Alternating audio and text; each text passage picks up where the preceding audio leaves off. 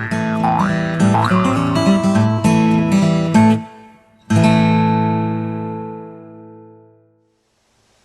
everyone, welcome back to integralcalc.com. We're going to be doing another chain rule problem today. This one is y equals the quantity 1 plus cosine squared of 7x cubed.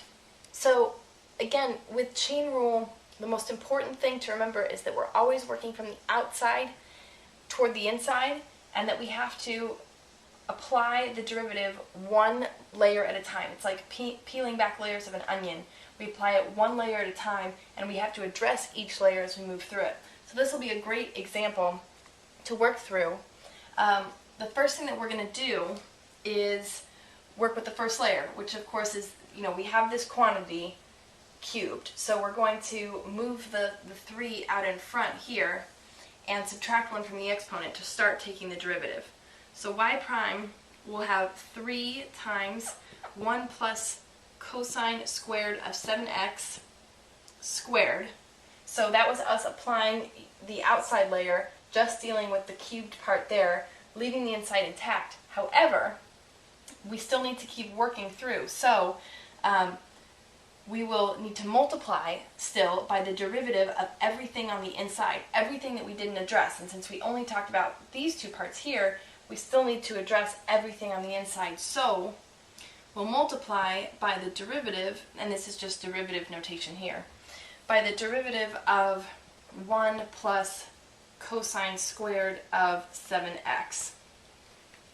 So now we're going to be addressing this part. The thing I would like to do next, since we have two terms here, we can take the derivative one term at a time. So I'll rewrite this part, cosine squared of 7x squared.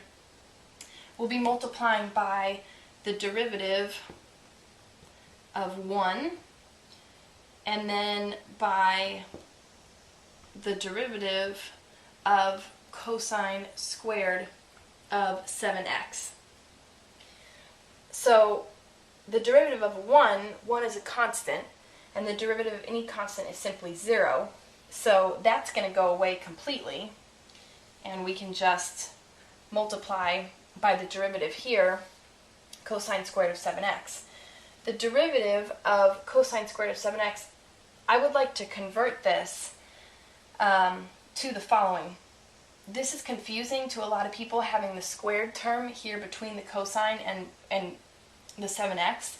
So I would like to change that to be the derivative of cosine of 7x squared, which means the same thing, and this is a lot easier for a lot of people to visualize. It's very important that you put the parentheses.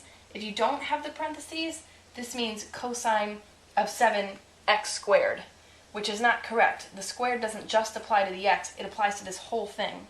So we have to have the parentheses, but I feel like it's a lot easier to visualize how we take this derivative when we have the squared on the outside.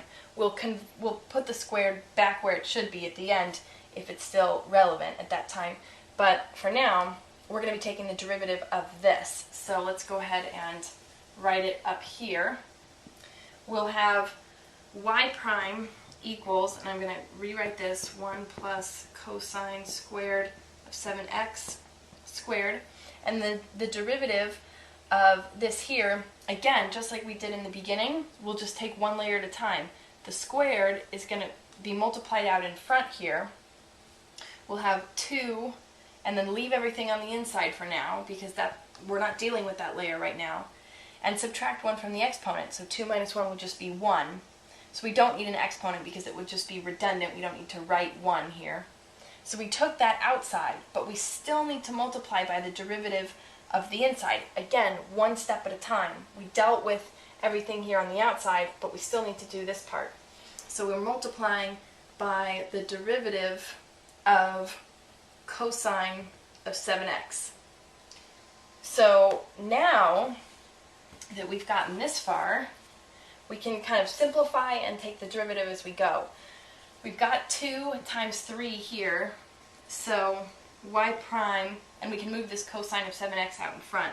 So 6 cosine 7x times 1 plus cosine squared of 7x squared, and then we come here to this. Now again, we have two layers here of our onion, right? One is cosine and one is 7x. So we're going to deal with the cosine first, leaving the 7x for now. We'll multiply by the derivative of the 7x later. So the derivative of cosine is negative sine. So we'll have negative sine of 7x, because again, we're not dealing with this layer right now, so we leave it untouched. We just dealt with the cosine part.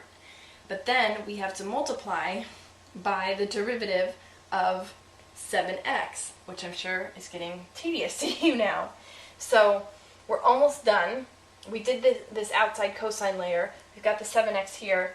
We can simplify. We'll bring this negative sign of 7x out in front, and we'll get y prime equals negative 6. We brought that negative out in front here. Negative 6 sine of 7x times cosine of 7x times 1 plus cosine squared of 7x squared.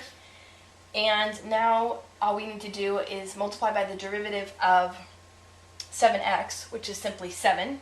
So we multiply here by 7, and we're finally done with all of our chain rule onion layers. So we've multiplied by everything, and now the only thing we need to do is simplify by moving this 7 out in front. 7 times 6 is 42. So I'm just going to make this out here a negative 42, so I don't have to rewrite this whole thing, and get rid of the 7. And that is our final answer. So I hope that helped you guys a little bit with chain rule. I will see you next time. Bye!